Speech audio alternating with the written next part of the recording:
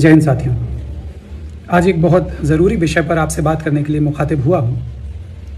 आप सभी ने सोशल मीडिया पर ये देखा होगा, ट्विटर पर चल रहा है, फेसबुक पर भी चल रहा है कि जो हमारे शिक्षा मित्र, अनुदेशक और संविदा कर्मी भाई हैं, वो समान कार्य समान वेतन के लिए अपनी मांग को उठा रहे हैं, सरकार के सामने अपना पक्ष रख रहे हैं, धरना आंदोलन कर रहे हैं। और ये बड़ा गंभीर और ज़रूरी विषय है जिस पर हमें बात करनी चाहिए। सबसे पहले तो मैं स्पष्ट कर दूं कि मेरा इस विषय पर अपने साथियों के साथ, अनुदेशक, शिक्षा मित्र, संविदा कर्मी साथियों के साथ पूरी तरह से समर्थन है। और मेरा ये मानना है कि हमारे जो भी संविदा कर्मी साथी हैं, उनको शीघ्र अतिशीघ्र सरकार को नियमित करना चाहिए, उनको समान कार्य के बदले समान वेतन दिया जाना चाहिए।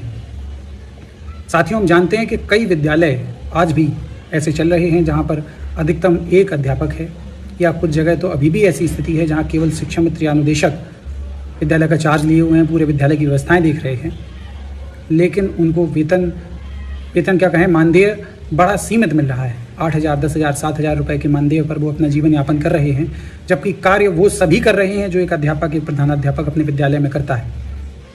4200 grade pay, 4600 grade pay, 4800 grade pay वाला एक शिक्षक जो कार्य कर रहा है, जिसका वेतन 50,000 रुपये से लेकर 1 लाख, 1.25 लाख रुपये माह तक बन रहा है, वो शिक्षक साथी जो कार्य करता है, वो सभी कार्य हमारे विद्यालय के संविदा कर्मी, हमारे शिक्षा मित्र, हमारे अनुदेशक साथी कर रहे हैं। उनका कर्तव्यों का पालन कर रहे हैं, बच्चों को पढ़ा रहे हैं, विद्यालय खोल रहे हैं, विद्यालय की रैलियों में प्रतिभाग कर रहे हैं, विद्यालय की तरफ से प्रशिक्षणों में भाग ले रहे हैं।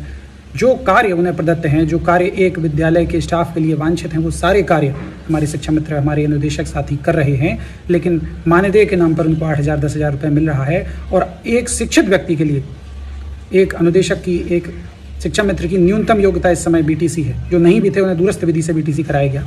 एक बीटीसी पास युवा, एक बीटीसी पास कर्मचारी, एक उच्च शिक्षित कर्मचारी जिसको मात्र 8 या 10,000 रुपये मिल रहा है, वो अपने परिवार का जीवन यापन पालन कैसे करेगा? जबकि हम जानते हैं कि कार्य उनसे वही लिया जा रहा है जो एक नियमित कर्मचारी से कार्य लिया जा रहा है। तो मेरा ये मानना है कि सरकार को उनकी मांग पर शीघ्र अतिशीघ्र ध्यान देना चाहिए, उनकी इस मांग को जल्दी से जल्दी पूरा करना चाहिए, उनके मानदेय में वृद्धि करनी चाहिए। अन्यथा उचित तो यह रहेगा कि सरकार उन्हें नियमित करे, क्योंकि संविदा की सीमाएं हैं। एक निश्चित समय के लिए संविदा की भर्ती की जाती है। सरकार को किसी कार्य, नियत कार्य के लिए किसी कर्मचारी की आवश्यकता है 1 वर्ष, 2 वर्ष के लिए, तो वो उन्हें संविदा के रूप में नियुक्त करता है। पर संविदा की भर्तियाँ 15-15, 20-20 साल से चल रही हैं। आज से 15 साल पहले लगा एक शिक्षा मित्र आज भी संविदा पर कार्य कर रहा है। अगर वो पद वास्तव में आवश्यक है, उस शिक्षा मित्र की उस विद्यालय में आवश्यकता है, तो फिर वो पद स्थायी क्यों नहीं है? 15 साल से कार्य करने वाला एक व्यक्ति अगर किसी संस्थान में कार्यरत है, इसका तात्पर्य ही यही है कि वो उस पद का हकदार है और उस विद्यालय में उस पद की आवश्यकता है, तभी तो वो 15 वर्ष से उस पद पर कार्य कर रहा है। और अगर 15 वर्ष से कार्य करने वाला एक व्यक्ति नियमित नहीं हो पा रहा है, तो निश्चित रूप से ये चिंता का विषय है। सरकार को इस विषय में सोचना चाहिए। आज के इस महंगाई भरे दौर में 8,000, 10,000 रुपये में जीवन यापन एक चुनौती है। एक अशिक्षित मजदूर भी इससे ज़्यादा रुपए दैनिक दिहाड़ी करके कमा ले रहा है।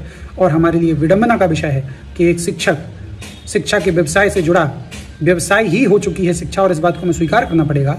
शिक्षा के दायित्व से, शिक्षा के व्यवसाय से जुड़ा एक व्यक्ति 8 या 10,000 रुपये में अपने पूरे परिवार का भरण पोषण, जीवन यापन कैसे कर सकता है? ये अपने आप में बुद्धिजीवियों के लिए और सरकार के लिए सोचने का विषय होना चाहिए।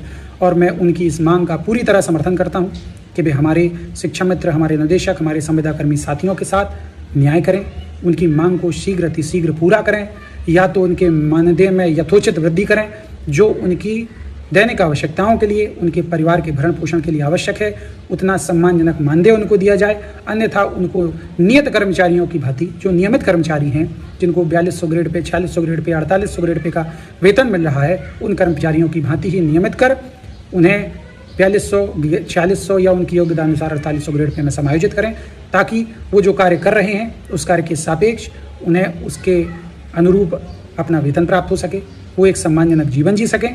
और उन्हें ये मन में कुंठा ना रहे कि समान कार्य करने के बाद भी, लगभग समान योग्यता रखने के बाद भी, एक विद्यालय परिवार में ही एक व्यक्ति बहुत अधिक रुपए कमा रहा है और एक व्यक्ति आवश्यकता से भी कम रुपए प्राप्त कर पा रहा है।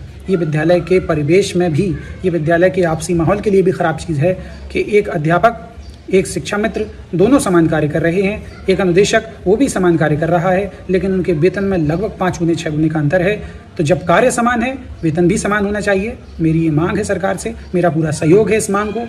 मेरे शिक्षा मित्र साथी, अनुदेशक साथी, मेरे संविदाकर्मी साथी जो समान कार्य समान वेतन के लिए आवाज़ उठा रहे हैं, आंदोलन कर रहे हैं, मेरा पूरा सहयोग उनके साथ है, मेरा पूरा समर्थन उनके साथ है। सरकार को शीघ्र अतिशीघ्र इस पर ध्यान देना चाहिए। धन्यवाद।